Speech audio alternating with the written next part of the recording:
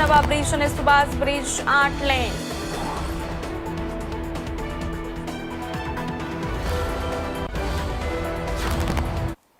સમાચારમાં આગળ વાત કરીએ તો સ્થાનિક સ્વરાજ્યની ચૂંટણીને લઈને બનાસકાંઠા જિલ્લા ચૂંટણી અધિકારી મેહર પટેલે જણાવ્યું કે આગામી 26 એપ્રિલ 2026ના રોજ બનાસકાંઠા જિલ્લા પંચાયત, બનાસકાંઠા જિલ્લાની 3 નગરપાલિકા અને 10 તાલુકા પંચાયતોની સ્થાનિક સ્વરાજ્યની સંસ્થાઓની ચૂંટણી યોજવાની છે, જેના માટે આજે ઉમેદવારી પત્રો પરત ખેંચવાનો અંતિમ દિવસ હતો.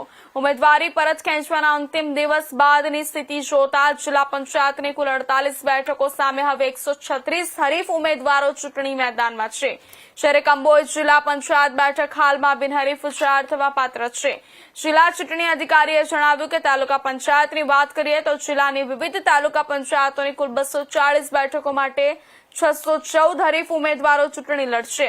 આ પૈકી કુલ 9 બેઠકો બિનહરીફ જાહેર થવા પાત્ર છે, જેમાં ડીસા તાલુકામાં મહાદેવિયા અને માલગઢ, વડગામ તાલુકામાં મગરવાડા, દાંતા તાલુકામાં રંગપુર અને દાંતા તેમજ કાંકરેજ તાલુકામાં બુકોલી, ખોડા, કંબોઈ 1 અને ઉમરી 1 બેઠકોનો સમાવેશ થાય છે. બનાસકાંઠા જિલ્લા પંચાયત, બનાસકાંઠા જિલ્લાની 3 નગરપાલિકા અને 10 તાલુકા પંચાયતની જે સ્થાનિક સ્વરાજ સંસ્થાની ચૂંટણીઓ યોજાવાની છે, તેના માટે આજે ઉમેદવારી પરત ખેંચવાનો અંતિમ દિવસ હતો. ઉમેદવારી પરત ખેંચવાના અંતિમ દિવસ બાદ જિલ્લા પંચાયતની કુલ 48 બેઠકો સામે હરીફ ઉમેદવારોની સંખ્યા 136 છે, તથા કંબોઈ જિલ્લા પંચાયત બેઠક હાલમાં બિનહરીફ થવાપાત્ર છે.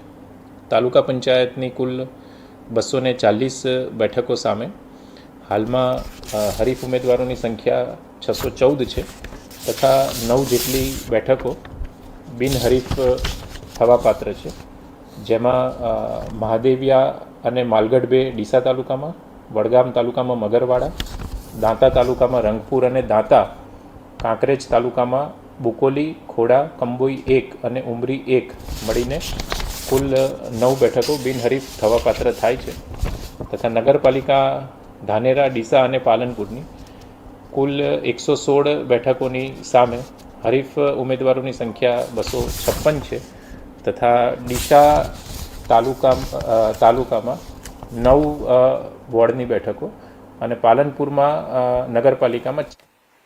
બનાસકાંઠાના અમીરગઢ તાલુકામાં સ્થાનિક સ્વરાજ્યની ચૂંટણીને લઈને રાજકીય ગરમાવો તેજ બન્યો છે. ઉમેદવારો દ્વારા મતદારોને રીઝવવા જોરદાર કવાયત હાથ ધરાઈ રહી છે.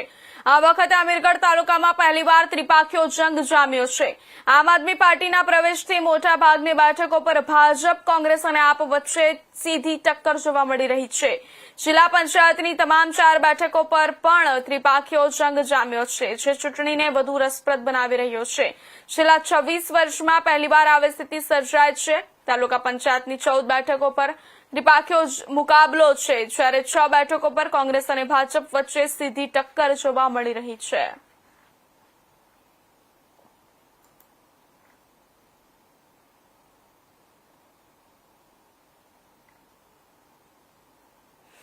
સમાચારમાં આગળ વાત કરીએ તો અમરેલી જિલ્લામાં સ્થાનિક સ્વરાજ્યની ચૂંટણીને લઈને રાજકીય માહોલ ગરમાયો છે, ત્યારે મતદારોની અપેક્ષાઓ પણ સામે આવી રહી છે.